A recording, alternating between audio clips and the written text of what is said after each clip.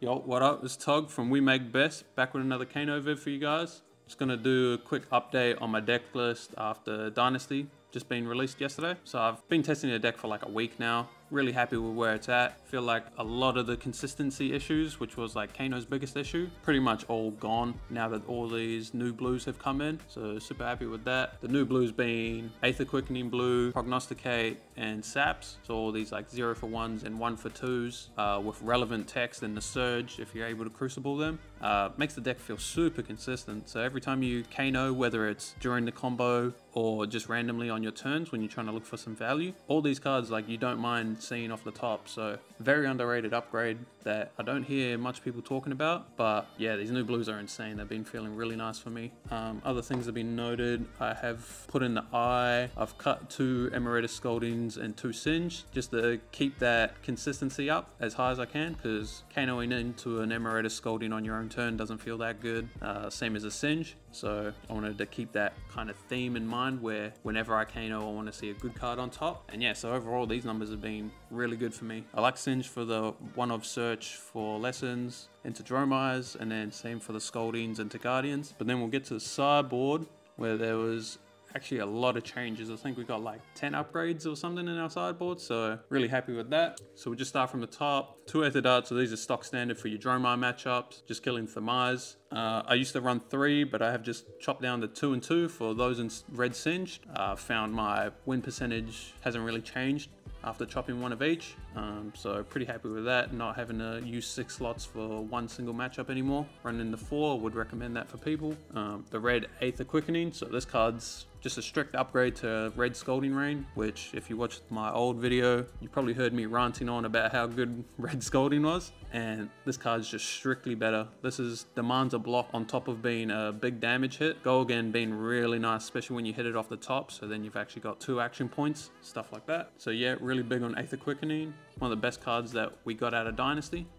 Next is Blessings of Aether. So I used to have 3, but obviously you don't want to see 2 in your hand at once or something like that. Gets really awkward, especially since it blocks 2. But so I've been really happy with Blessing of Aether into all the slower matchups. Just getting this out and then passing turn. Now you're able to use 2 cards to block out and just pitch a blue and then Swell Tidyings them for like 9 or something like that.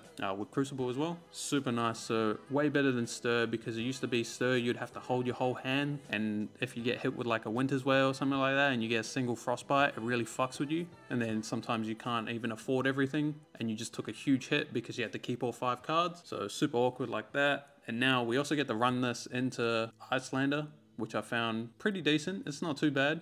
You do give him a trigger at the start of your turn, but being able to go blue into Blessing into Waning Moon you, it's pretty efficient. I would recommend it. Not too sure if it's meant to be in yet, but in my testing it's been decent. But yeah, next is the Chain Lightning. So that was the package if you watch my old vid. Chain Lightning, Cindering Foresight, Potion of Deja Vu. Those are like pseudo Storm Strider cards for me. Bring those in the slower matchups where you got to do soften them up with a small combo before you do your Storm Striders combo. If you're not too sure what I mean, I'll chuck a link to the old video down below and then you can go watch that. So yeah, that's Chain and Cindering.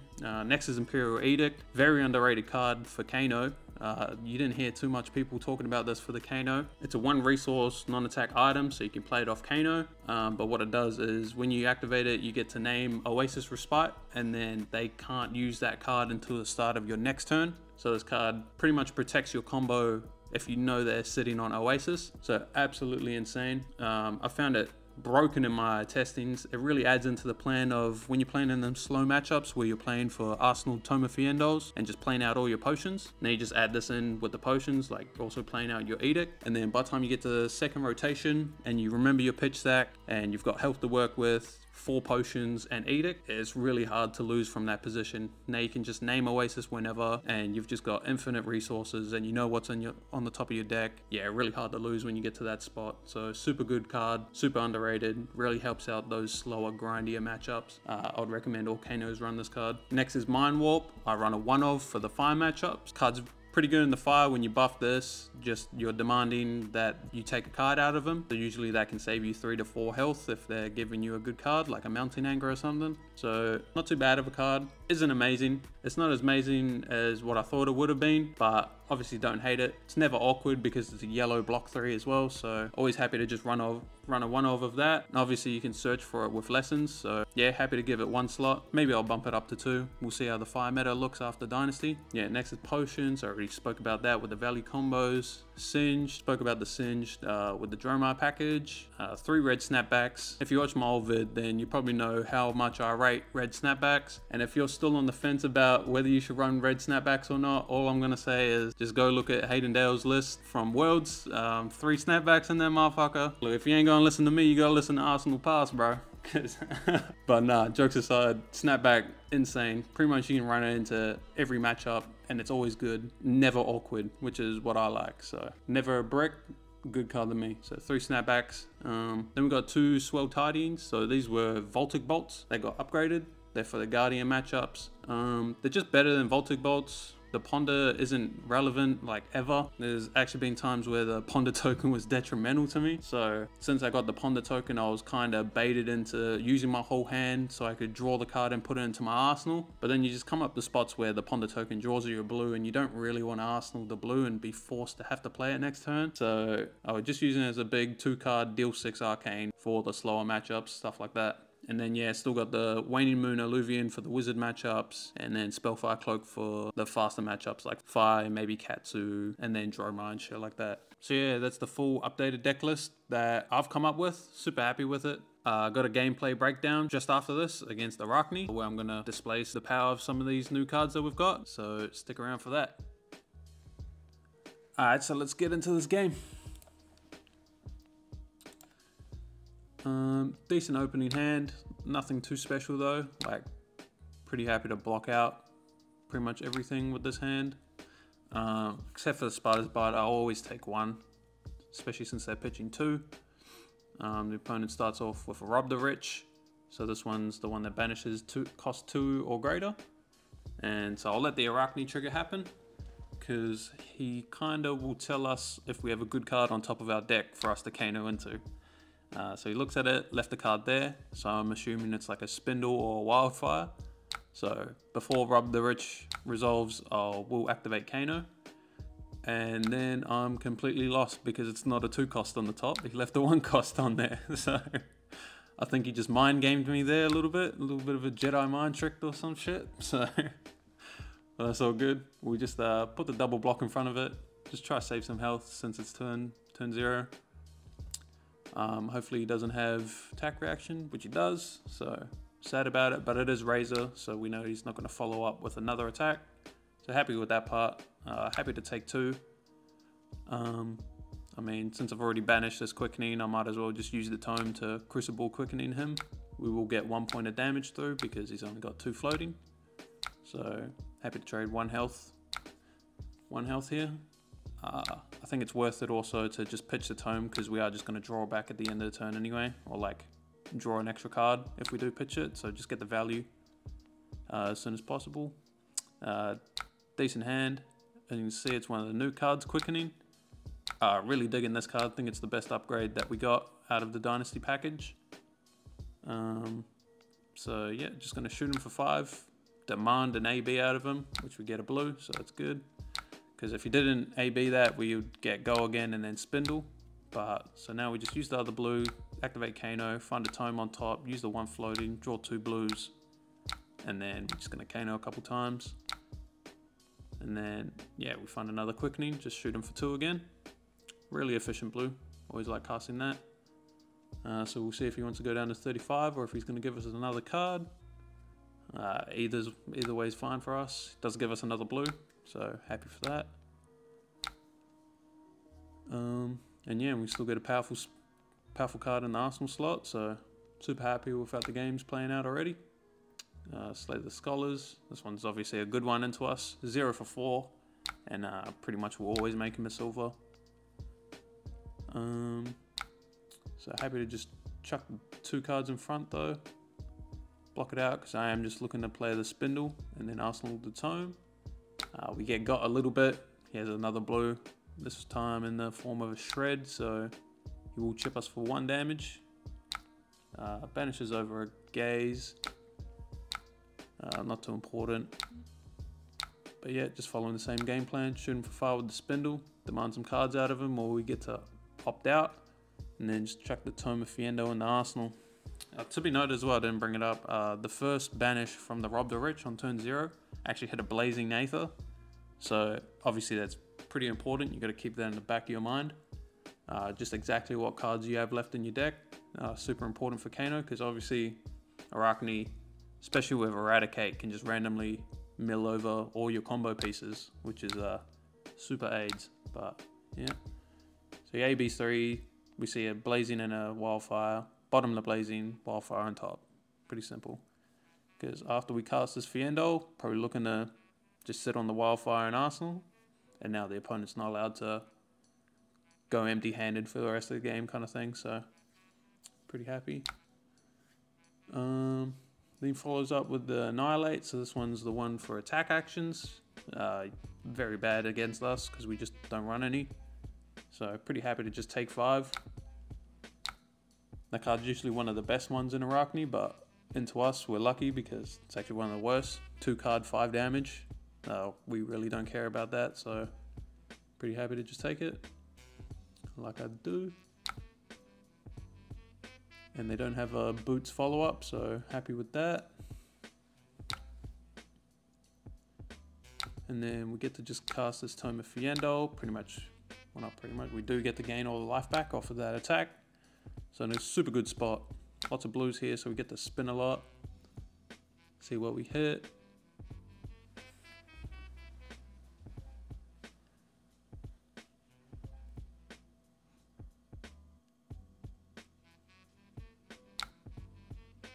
So off the first one, we find a Singe. Probably the worst hit in the deck, but that's alright. So we'll just shoot him for 1.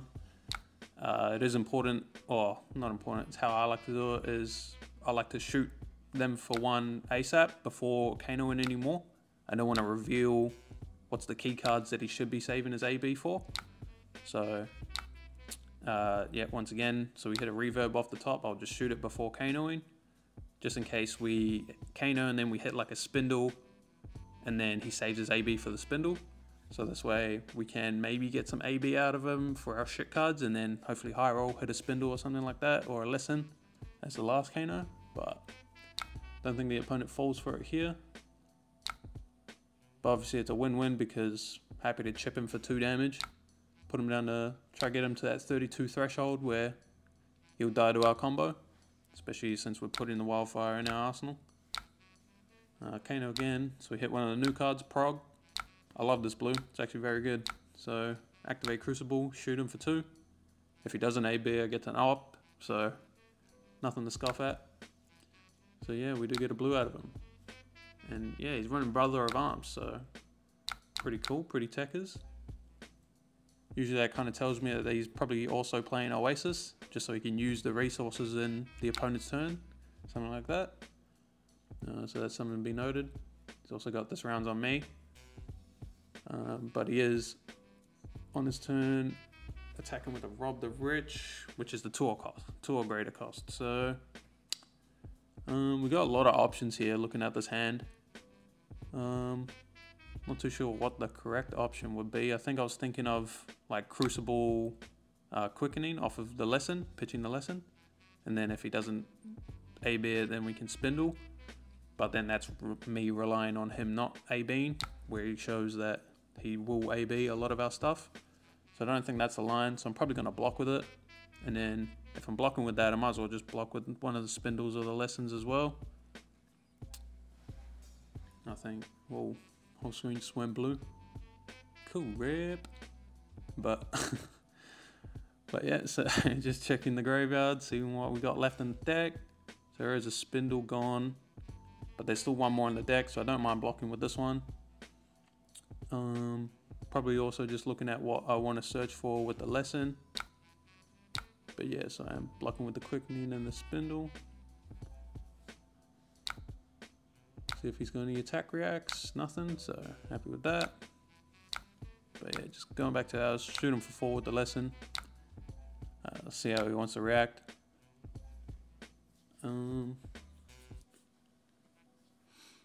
pretty much if he ABs this, we can still find another lesson, put that on top, and like do the same thing over and over until we run out or until they die. But if he takes 4, then he's like really under kill range. So opponent in a sticky spot already. Big thing is we're still sitting on 26 health, so we've got a lot of health to keep working with. He's got a long couple turns before he can really pressure us to have to combo. So yeah, game's looking really good for us. Looked like he just took the 4, so I'll go grab another lesson, put that on top.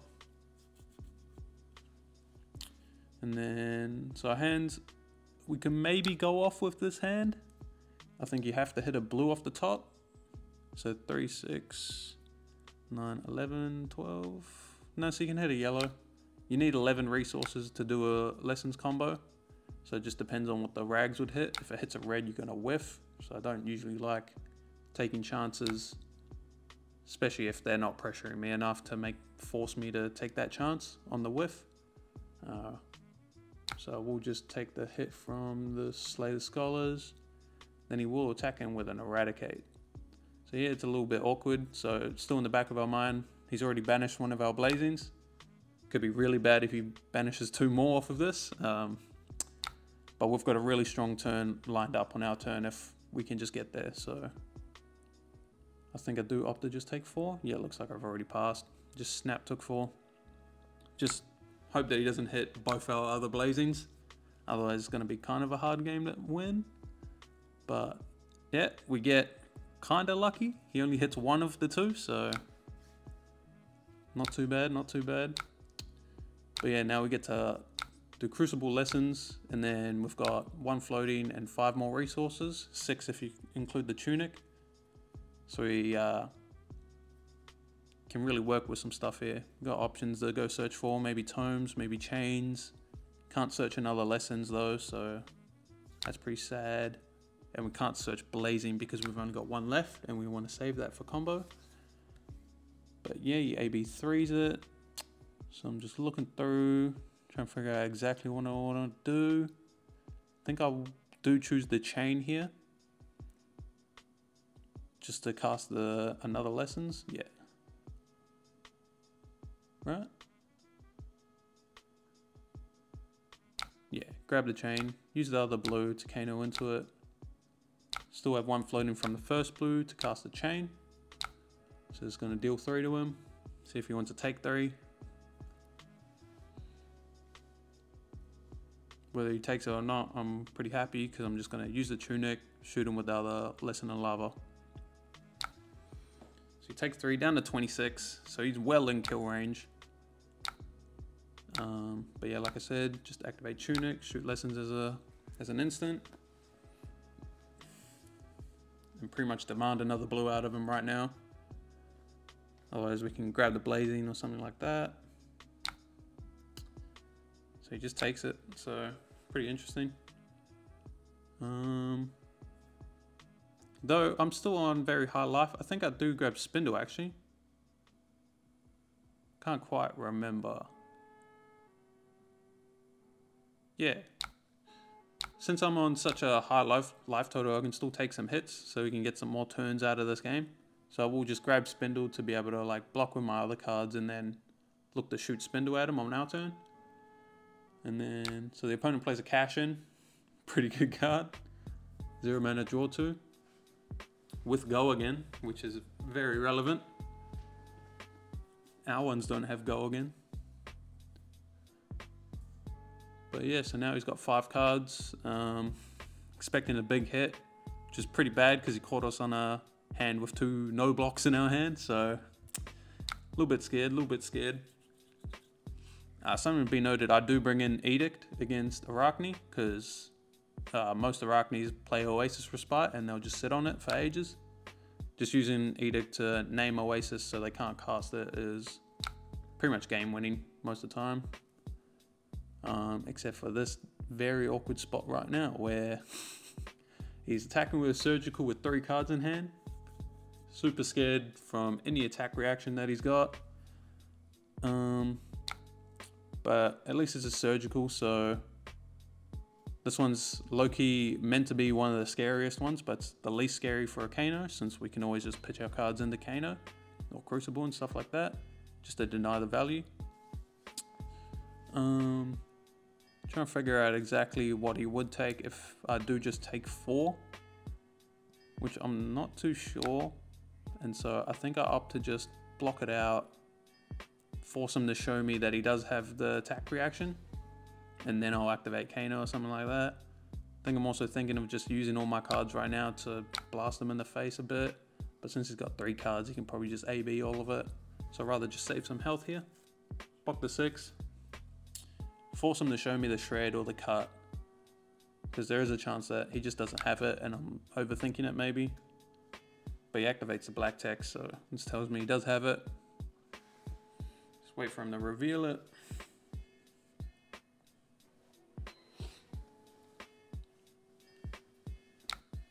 And yeah, he's got the red shred, so the attack is going to land, but like I said before, we can just pitch our cards into Kano. Hopefully hit a 1-drop that we can cast and just shoot it at his face.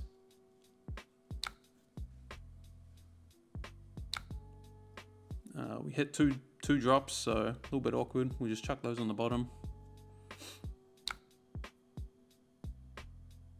So not too bad, not too bad. And then hopefully blind Kano hits a 1-drop.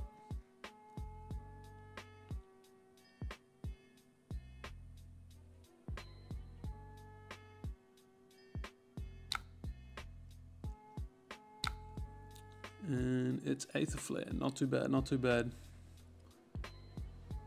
Not amazing, but at least I can cast it. So happy to just shoot him for 1 here.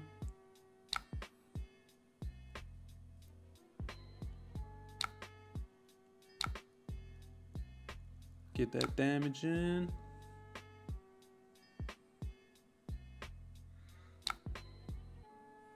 And then, so he's gonna shred and then he's gonna hit us for 1. So he chips us for 1, mills over an energy potion, which gives him another silver. And then they follow up with an eradicate. So hopefully it doesn't hit our 3rd blazing, like I said before. Pretty sure it shouldn't, because we did put that blazing to the bottom a while ago. So it's kind of close. Yeah, you see me instantly go check. So it's not there, so it's fine, I'm happy. And then, yeah, we just pass back, draw up, pass back. Interesting hand here. Can probably go off with this hand, depending on what we hit off the top.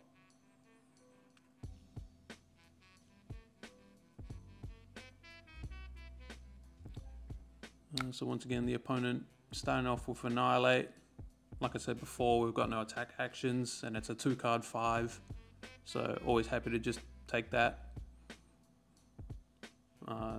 Not even if he has double attack reactions, we won't die. And if he does, we'll just go off in response. So yeah, easy take 5.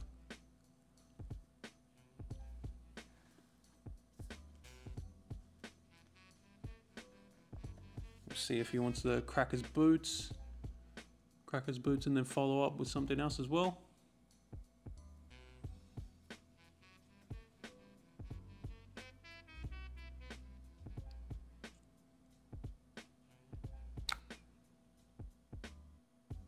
So there's the boot crack, so he's got to follow up. Hopefully it's something that costs resources, because if it does, I'm probably just going to go off in response. And then it is exactly that. So he's pitching, tapping out for Command and Conquer. So yeah, you already see me look straight to my Storm Striders. I think first you should blind Kano here. Yeah, I think I'd do blind Kano. So we hit a Sonic Boom. So I'm pretty sure the opponent is just dead with that, because it's one of the best hits. Besides Blazing, it's probably the best hit. So happy with that, because we just used the 2 blues to go Storm Striders, Crucible, cast a Wildfire from Arsenal with 2 floating. Then we can Ragamuffins, put the Wildfire on top. Hopefully we draw, so even a red lets us pump Metacarpus, because we've got the 2 floating to cast the Sonic Boom. and the boom will hit the wildfire. And then I'm pretty sure that should kill. It'll be 5 plus 8. No, we can Metacarpus, so it's 6 plus 9, 15 plus 10, which is 25. So yeah, opponent's just dead no matter what. Yeah, so you can see me just figuring out all the math there. Activate boots, activate crucible, let them resolve, cast a wildfire from Arsenal, hold prior on the Metacarpus, activate our Ragamuffins, and we find a blue, so it's an extra 2 pumps. Place the wildfire on top because the Sonic Boom is going to hit it, and then yeah, we pay the Metacarpus trigger on the first wildfire. This hits him for 6. We use the blue in our hand that we drew off Rags to cast the Sonic Boom. We'll Metacarpus that as well. This hits for 10, and then lets us Kano into the wildfire, which we cast for free because of Sonic Boom, and then Metacarpus that as well. Hits for 11. Yeah, so that's the Arakni matchup. Pretty easy. It's probably like a 70-30 for us, unless they settle on Oasis, but we can counter that with Edict. Probably one of the best cards that we got from the set. That and Quickening. Besides that, Dynasty did us pretty good. Heaps of way better blues than what we had before. Really helps the consistency issues that Kano had. So I actually think it is quite a sleeper buff that people are kind of forgetting. Buffing the Kano consistency is kind of a scary thing for metas, so we'll see how this plays out for the Dynasty meta. But yeah, overall, pretty happy with this deck. I'll check the deck list below if you guys want to test it out for yourselves. But yeah, that's it for today. Later.